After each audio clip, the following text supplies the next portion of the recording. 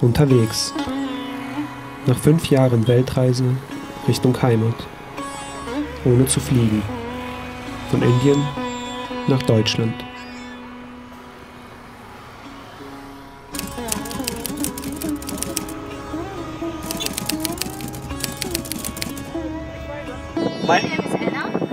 My name is Eugene. Yeah, Eugene. Have you ever taken someone with you before, like? No. Very difficult Yeah. in pandemic. Were the beaches closed as well? Everything was closed. Okay. You can go a little bit early in the morning, like 6 o'clock, if you want to bring something food. If someone police see, they stop and they beat. If you have to stay home, like how do you make money, like? No, you cannot make money that time. And you cannot go to work, nothing? Nothing, everything was closed. No school, nothing. Only hospitals open. Wow. For how long? For how long was it that strict? 2 years, no? 2 years. In your country, same?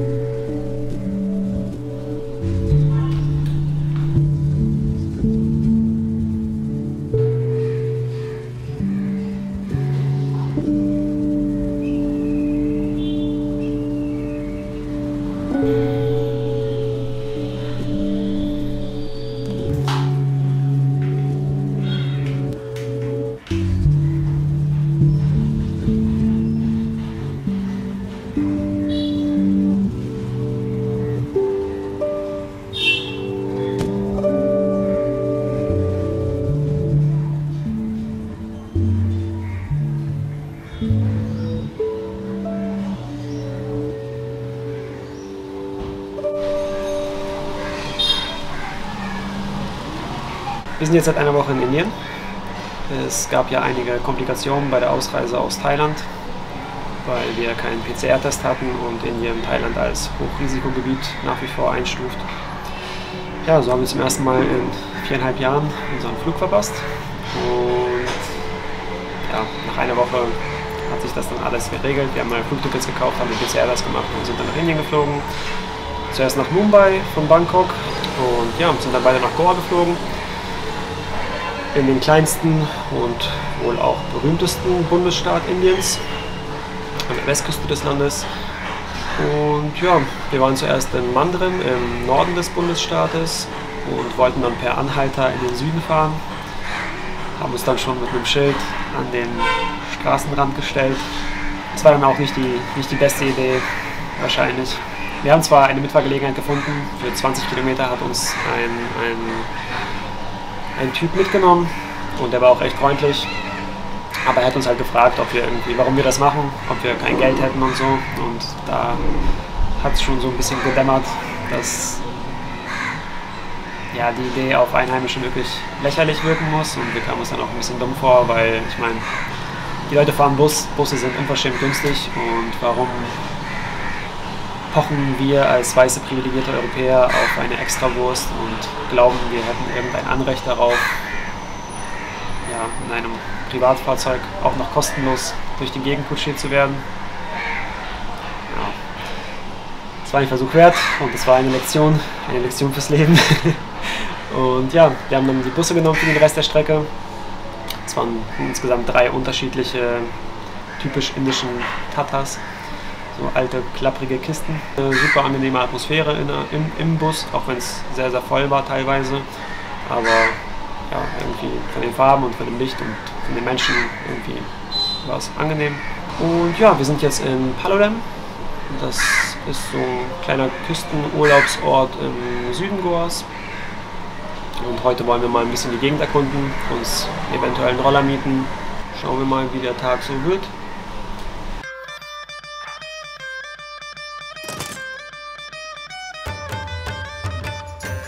Warum reisen wir eigentlich seit 5 Jahren um die Welt und sind erst jetzt in Indien gelandet?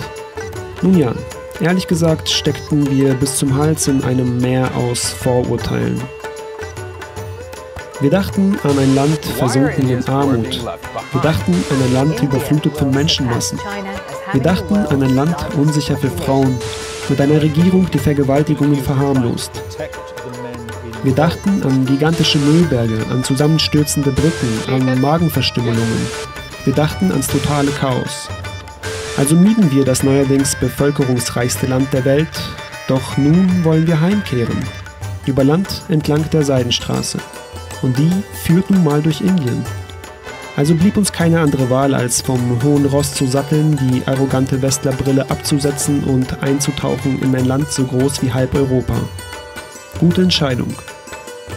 Mother India verzauberte uns bereits in den ersten Tagen mit ihrem unverwechselbaren Charakter, mit ihren offenen, forschen, herzlichen Menschen, mit ihrem unfassbar leckeren Essen, ihren Farben, ihren Gerüchen, ihren Skurrilitäten und ihrem Hauch von Abenteuer.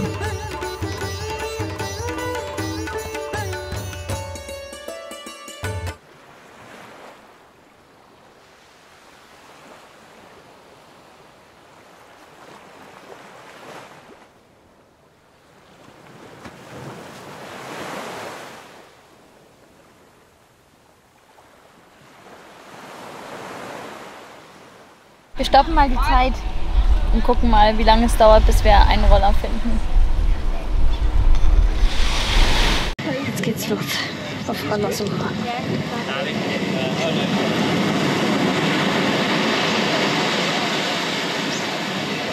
Ich habe auch davon nicht oft gehört, dass die Polizei einen die ganze Zeit angehalten hat. Okay. Weißt du, was ich meine? Die stehen da auch und gucken, bist du zu schnell gefahren oder was auch immer. Ja, wenn es so ist. Ja, auf jeden Fall. Bist du betrunken? Ich bin betrunken. Ich glaube, vielleicht kannst du Selfie!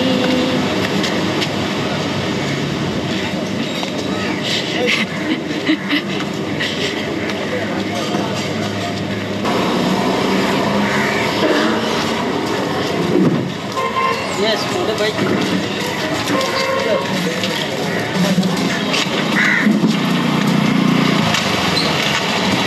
I don't want to hassle around. Listen, don't worry. This is morning time. We have to make it.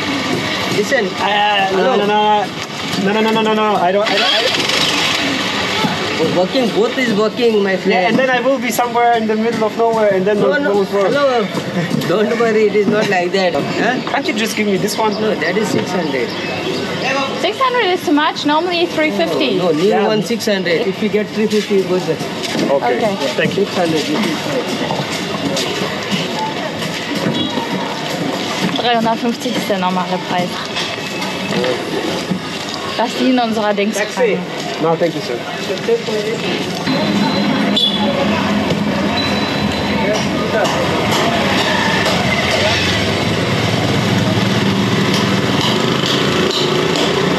Ja. This is new bike, my friend. One. Yeah, looks beautiful, but I don't want to spend. I just need for a couple of hours. I will bring it this afternoon. I can give you 500. I will bring it around like 5 or something. I will give it back. 600. I will. Where you go? Just put this around. Which beach is Kola Beach? I don't know. No, not Kola Beach. It's too. Road is not good. Yeah. I don't go there. Just south a little bit. Okay. 500. Yeah. Yeah, you can give your ID proof, passport photocopy. Do you have any contact number? Yes, I do. Local Goa area? Yes. Tell me the number. Yeah, just give me a second. 86. Nobody stop. This is new bike. Compulsory you have to put helmet and Do you have helmet? yeah, inside helmet. Yeah. Just let me take some pictures of the motorbike. bike. Yeah. See, here petrol, huh? Ah, yeah. Okay.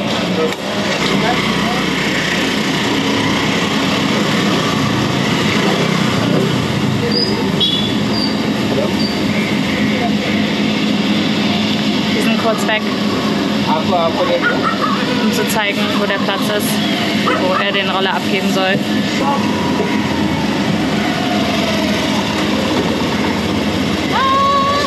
Links meinte er. Here, huh?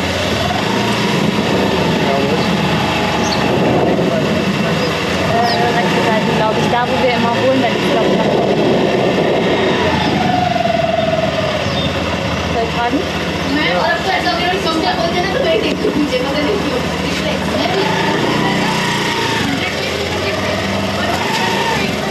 Good morning. Do you have petrol? Yeah. Do you need 1 liter? 1 liter? Wie viel? 1 or 2 liters? How much is 1 liter? 120. 120? Just let me check.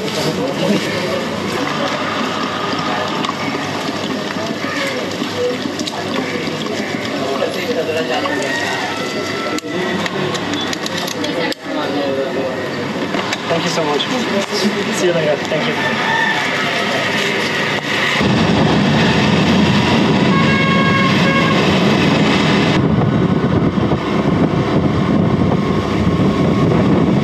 Oh, pass auf.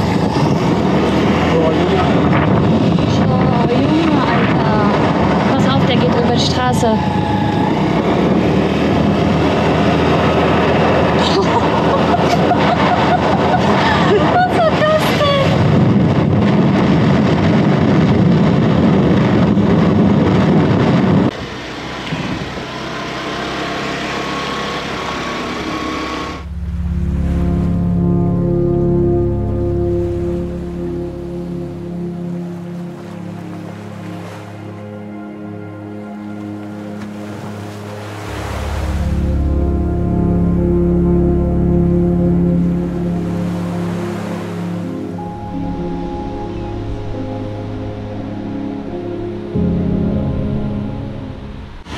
Indien ist echt so wie Neustadt für mich, habe ich das Gefühl. Ja, Fühle ich auch? ja. Wir hatten ja Ende letzten Jahres halt gar keinen Bock mehr zu reisen. Du vor allem nicht. Ja, ich hatte gar keinen Bock auf Bali, wollte schon, dachte ich mir, nach Bali wäre ich ready für Deutschland. Aber jetzt gerade irgendwie ist man so, ja, ich weiß nicht, jetzt genießt man alles in vollen Zügen, irgendwie jeden Moment. Man weiß so, dass das Ende ist und man will es doch dann noch nicht aufgeben, weißt du, was ich meine? Man weiß es halt einfach jetzt viel mehr zu schätzen und dadurch, dass man weiß, dass jetzt sozusagen der Countdown runterläuft, Ja, versucht man auch jeden Moment irgendwie einzusaugen. Man weiß halt auch, dass wenn man in Deutschland wieder ist, wird man all das hier auch vermissen. voll. So sehr man halt manchmal auch rumheult und so sehr man sich beschwert und beklagt über Kleinigkeiten, im Endeffekt, so sehr, es ist ja doch ein riesengroßes Privileg, so ein Leben zu führen, was wir jetzt die letzten 5 Jahre fast geführt haben. Man vermisst immer das, was man nicht haben kann irgendwie. Und ich glaube, wenn man dann in Deutschland sein wird einem erst bewusst, was alles passiert ist, und was man alles erlebt hat. Ich weiß jetzt auf jeden Fall viel mehr zu schätzen, was wir machen und genieße es. Genieße jeden Moment. Ja, verrückt, dass es gerade Indien ist. Gerade Indien. Wie man wieder so, ich weiß nicht, wieder das Reisen lieben lernt sozusagen. Ja. Weil wir hatten ja immer ein bisschen Angst vor Indien, aber oder Respekt. Das heißt Angst. Irgendwie hatte man immer so, oh, ich weiß nicht, Indien. Aber jetzt ist es so, also wir sind ja auch erst in Goa, mal gucken, wie es später wird.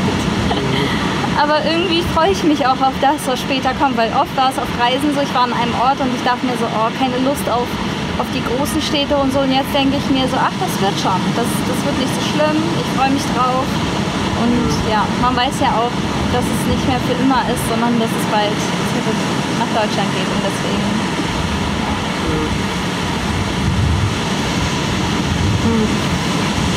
Ist schon ein schönes Leben, das man so fühlen darf. Auf jeden Fall.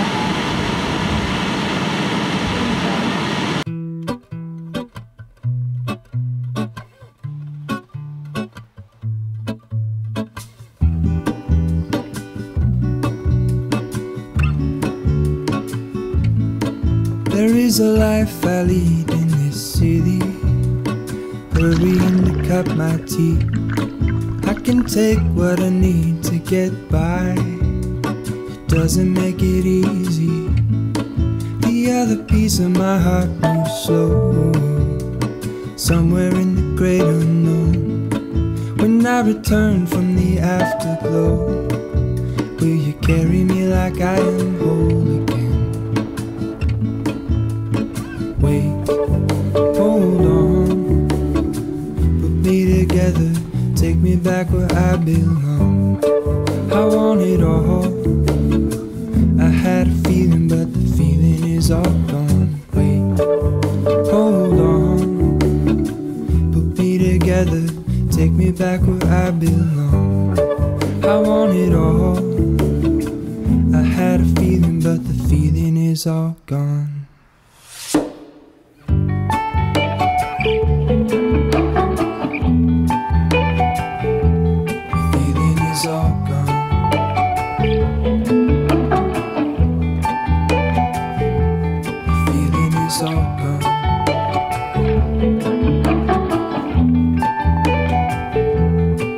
If I could take you back to my youth and show you what I wish I knew, my will is strong with a place to lean.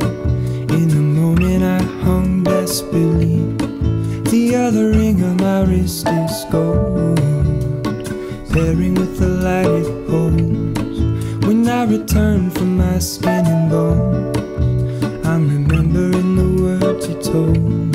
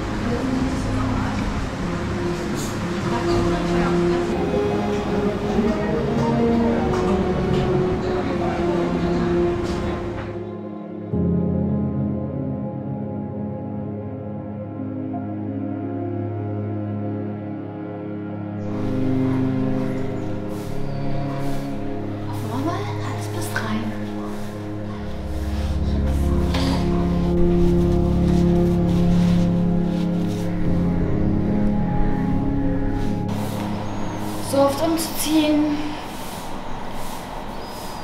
ist eine Sache am Reisen, die mich wirklich stört. Ich mag es, wenn man länger an einem Ort bleibt, weil dieses Umziehen ist jedes Mal, man gewöhnt sich an etwas, man gewöhnt sich an Menschen, auch wenn es nur Menschen in einem Restaurant sind oder ein Restaurant, an das man sich gewöhnt.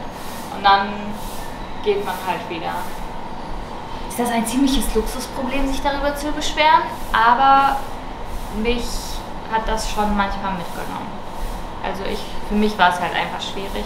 Ja, ich vermisse auf jeden Fall auch selbst so eigene 4 Wände zu haben, auch mal anzukommen, auszupacken und nicht irgendwie 3 Tage später wieder alles einpacken zu müssen. War das für dich von Beginn an der Reise so oder hat sich das erst so mit der Zeit entwickelt, dass du sowas mehr und mehr vermisst hast?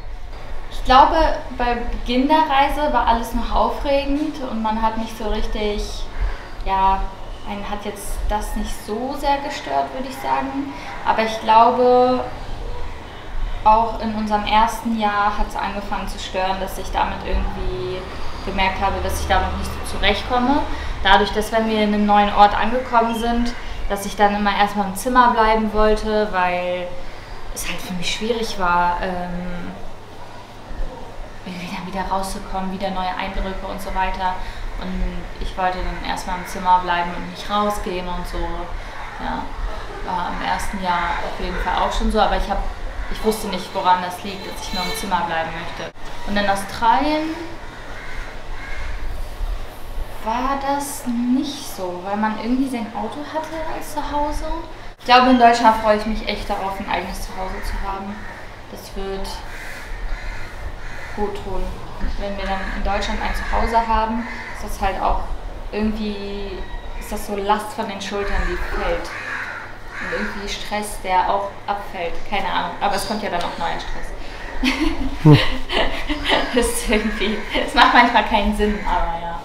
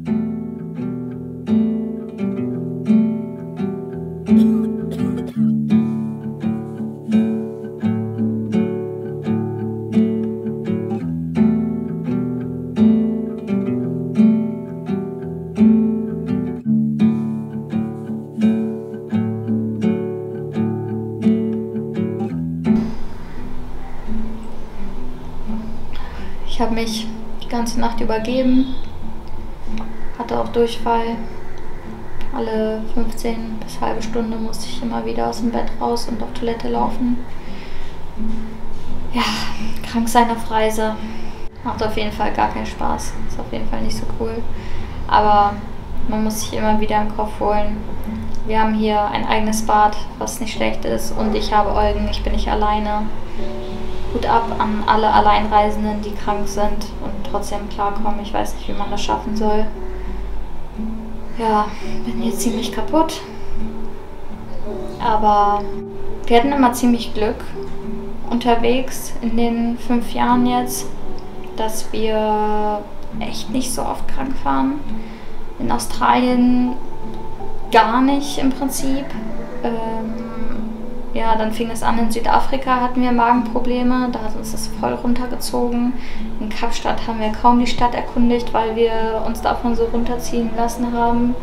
In Namibia hatte ich auch irgendwas mit dem Magen, was halt auch unnormal runtergezogen hat. Da war unser Roadtrip, ja, nachdem ich krank war, war der Roadtrip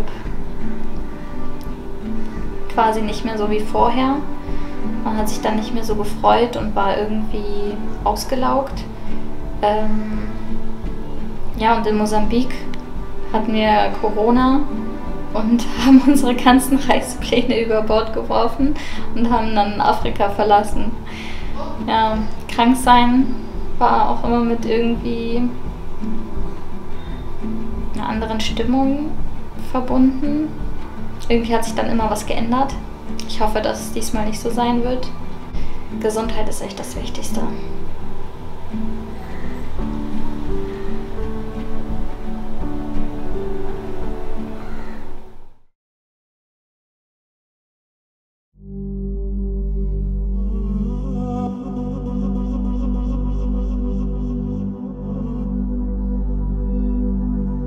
Achtsamkeit ist ein Modewort geworden in westlichen Gesellschaften.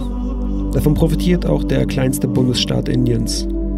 Yoga, Tantra, Kirtan, Ayurveda, all das gibt's in Goa.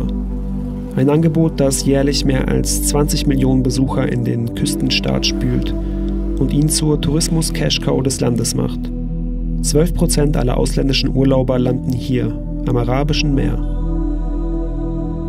Dabei sind es nicht nur Menschen auf alternativen Selbstheilungstrips, die Goa lockt. Auch Feierwütige aus allen Ecken des Globus pilgern hierher. Immerhin listete National Geographic den Bundesstaat immer wieder in seinen Top 10 der besten Partydestinationen weltweit. Goas Entwicklung der vergangenen 50 Jahren ist bemerkenswert. Früher war Goa nicht mehr als die Summe verschlafener Örtchen. Doch innerhalb weniger Jahre hat sich die Bevölkerungszahl verdreifacht. In den 60ern noch Fischer- und Bauernstaat, heute der reichste Indiens mit einem Pro-Kopf-BIP 2,5 Mal höher als im Rest des Landes. Den Start dieses Wandels markierten auch ein paar Hippies aus Europa. Auf der Flucht vor den Fesseln der Alten entdeckten die Jungen hier ein Paradies. Ein Althippie erzählte uns, dass er die Silvesternacht 1972 mit 12 Leuten am Strand Arambuls verbrachte. Heute belagern eben jenen Strand tausende Menschen gleichzeitig. Damals wie heute ist die Sehnsucht nach Freiheit präsent. Wir trafen Russen, müde von Putin, Israelis erschöpft vom Wehrdienst, Deutsche geschlaucht vom Bürojob. In den 80ern und 90ern kippte die Stimmung ein wenig Richtung Wahnsinn. Der Joint am Lagerfeuer wurde ersetzt durch die Pille im Techno-Club und Goa galt zunehmend als Eldorado unter Rauschtouristen. Die Autoritäten setzten dem einen Riegel vor und so ist Goa heute ein Urlaubsparadies wie jedes andere auf der Welt und zugleich eins wie kein anderes.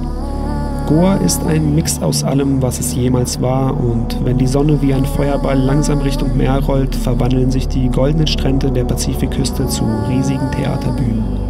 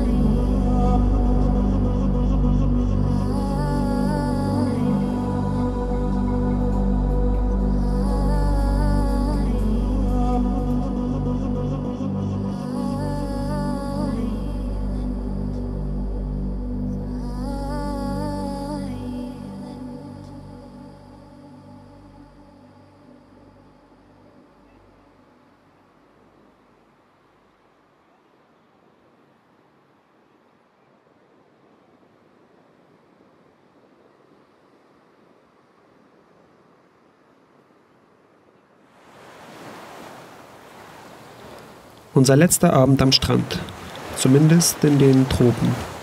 Klingt irgendwie pathetisch, aber so ist es nun mal. Für uns geht's jetzt in den Norden, Richtung Stadt, Richtung Wüste, Richtung Berge. Wer weiß, wann wir mal wieder Kokosnuss schlürfend auf weißem Sand im Schatten einer Palme sitzen werden. Strände in Ferienorten sind immer auch ein riesiger Touri-Zirkus. Aber in Goa haben wir den irgendwie lieben gelernt. Er hat uns unterhalten, abgelenkt, ja, irgendwie inspiriert. Er bot die ideale Kulisse für einen Urlaub vor dem großen Abenteuer.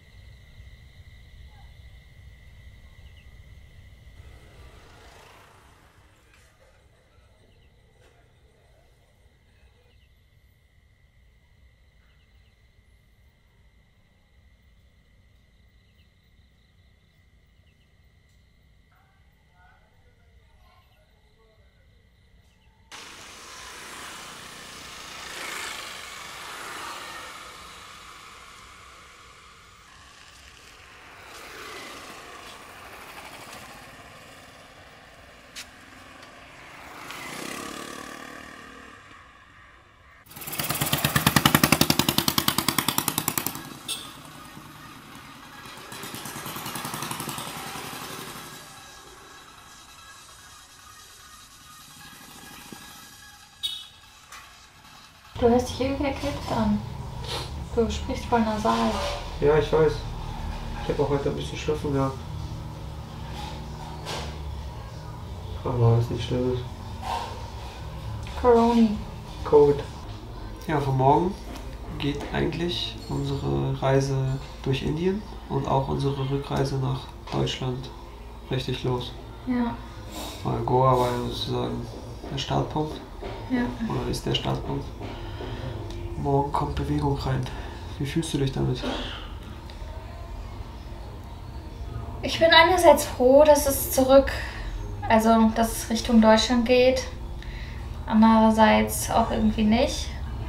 So, man kann es irgendwie noch gar nicht realisieren, ehrlich gesagt. Noch gar nicht irgendwie fassen oder ich weiß nicht. Man hat jetzt so lange so gelebt, dass einem so, dass man jetzt irgendwie daran denkt, dass es jetzt so die Rückreise ist. Ich kann das gar nicht wahrnehmen. Für mich ist es immer noch so ganz normal Reisen. Ich denke gar nicht so daran, dass es zurück nach Deutschland geht. Ja, so. Für mich auf jeden Fall auch. Ich denke jetzt eigentlich nur so an Indien die ganze Zeit nur. Ja. Ich denke auch gar nicht weiter. So. Ja, nee, ich auch nicht. So. Indien nimmt viel in meinem Kopf in Anspruch. Ich freue mich halt auch auf alles, was in Indien kommt. Ja. Deswegen, sehe ich Deutschland noch nicht so entgegen und kann daran noch gar nicht richtig denken. Ich glaube, wenn die Zeit reif ist, werden wir spüren und ich glaube, dann freut man sich auch auf Deutschland? Dann freut man sich auch auf Deutschland, weil ich glaube, die Zeit, ich freue mich zwar auf sie, aber ich glaube, sie wird auch sehr schlauchen. Ja. Und Ja, das ist auf jeden Fall ein langer Weg. Aber das ist ja auch das Coole, dass wir so langsam zurückreisen, dass man das nach und nach verkraften kann. Weil ich glaube, wenn wir aus Indien sofort nach Deutschland fliegen würden, dann wäre es anders. Dann wäre es so vom... Schlagartig vorbei. Ja, vom puren Reisen so, oh Gott, so zurück in die Heimat. Ich weiß nicht, das ist schon ein krasser Kontrast dann. Ja. Ich glaube, so langsam ist man dann freut man sich halt und so war es halt oft bei uns, wenn wir länger unterwegs waren und die ganze Zeit gereist sind, dass wir uns dann gefreut haben, irgendwo länger zu bleiben. Und ich glaube, nach dieser Reise wird es dann auch sein, dass wir uns denken, okay, wir sind froh, wenn wir jetzt wirklich irgendwo angekommen sind. Ich hoffe, dass es so sein wird, ehrlich gesagt. Ja. Und nicht, dass es so sein wird, oh mein Gott, ich will niemals aufhören. Ja, aber mal gucken. Ja.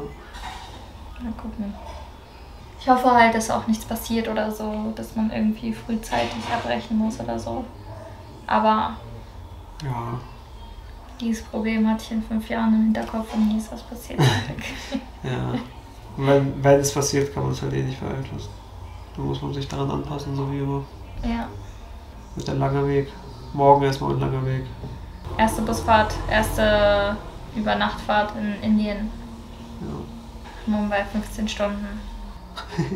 So kein Bock. So, kein Bock. Ich mach 3 Kreuze, wenn wir in Mumbai angekommen sind. In Rezensionen habe ich gelesen, dass die da Alkohol trinken und so. Die Fahrer, ne? Die Fahrer. Ja, das ist auch gelesen. Also, kein Bock darauf. Aber egal. Ich hoffe, wir haben keine Panne. Ich hoffe einfach, dass es reibungslos läuft. Wenn das reibungslos Ja, ich hoffe, läuft, wenn die da saufen und ich hoffe, wir überleben die Fahrt. Nein, aber es wenn wird nicht, schon alles. dann... Ja, wird dieses Video niemals erscheinen. Nee.